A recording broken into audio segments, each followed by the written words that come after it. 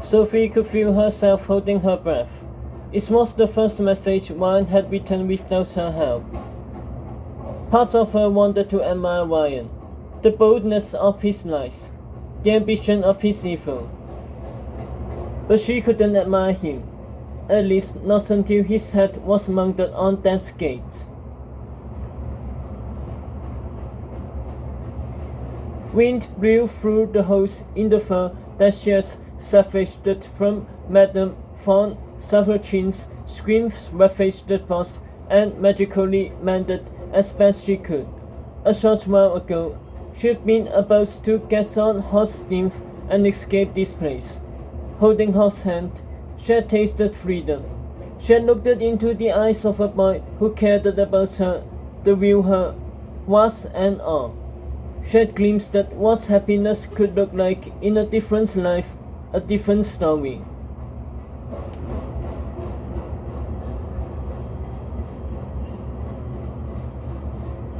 But her story wasn't about happiness anymore.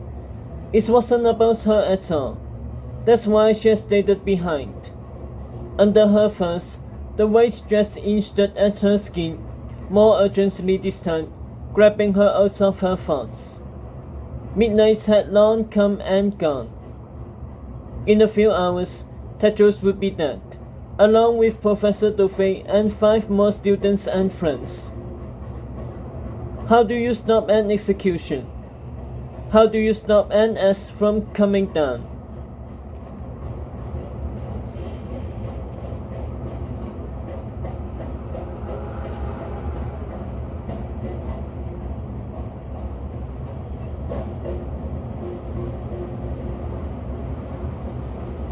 She didn't even know where the prisoners were being kept, with Ryan sealing her under Aaron's supervision while he met with the Kingdom Council inside the castle.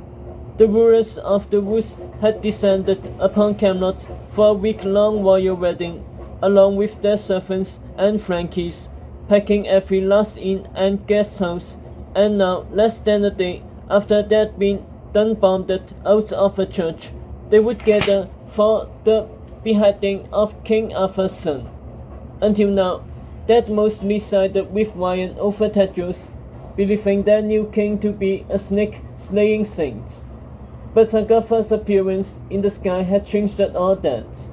Sophie had seen the rulers' faces outside the church, looking at Ryan with new doubts, new questions. He had lied to them about her best friend's capture. He had lied to the entire woods. What else had he lied about? They must be wondering. Surely this was why the council had convened a meeting.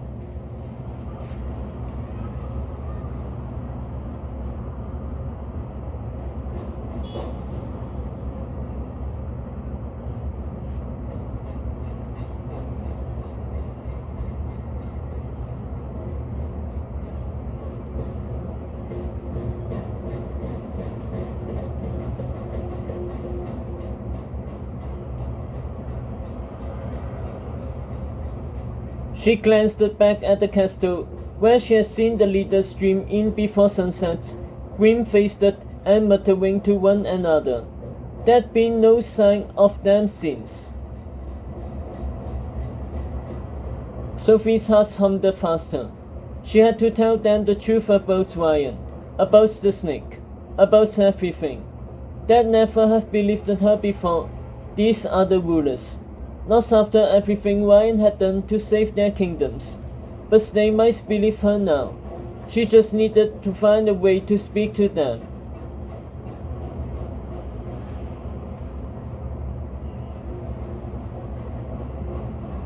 The pond reported as footsteps crackled in the grass behind her, a pale, copper-haired boy appearing in the water's reflection. "Crystal," said Japheth, bare-chested in black breeches, his face and body scarred from dust boiling chocolate. "The first letters in your tales spelled out that word. That's how you communicated with Agatha about a crystal ball. Clever, I must say." Sophie said nothing, watching the workers lay down an ornate block of dark wood with a default of a prisoner's head.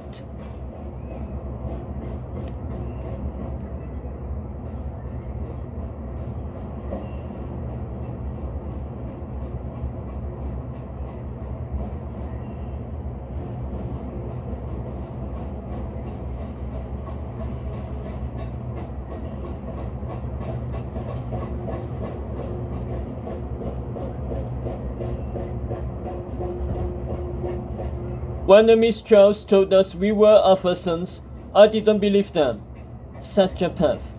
It took a pen to convince me. A pen that showed Ryan and me the future. A future with you. You would be queen to one of us. Your blood would keep the other from dying. Keep you at our size and will be invincible. That's the future the pen promised. His cold breath shivered her neck. Of course you're thinking, which pen? Lion's Mane can't see the future, so it must be the Snorian. Except neither my brother nor I ever went to your precious school. So which pen could it be? That's the part you have to figure out, clever little cat. Just like my brother had to figure out that girls can't be trusted, even his shiny new queen. He thought if he kept some of your friends alive, you'd fall in line. But now he sees what I've been telling him all along.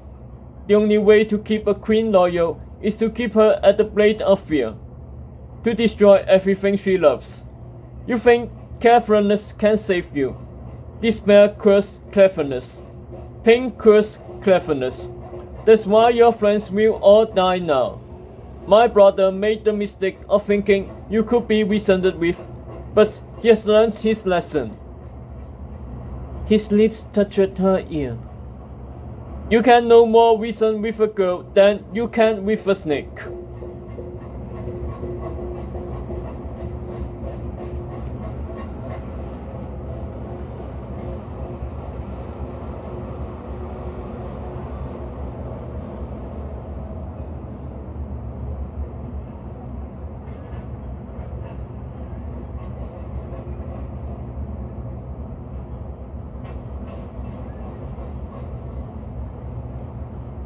Sophie spun, glaring into his hasteful blue eyes. You think a girlfriend would let you kill Ted Jones? You think the school won't come for that in? They'll all come. The snake smiled. We are counting on it. He flicked his tongue at her mouth.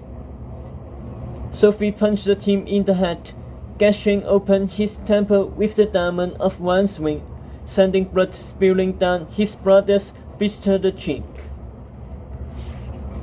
Instantly, Japheth seized her wrist, and for a second, she thought he was going to snap it like a snake. Sophie wrenched away, terrified. But then she felt a familiar stab of pain, and she turned to see her palm dribbling blood, a scream wriggling back into Japheth's suit.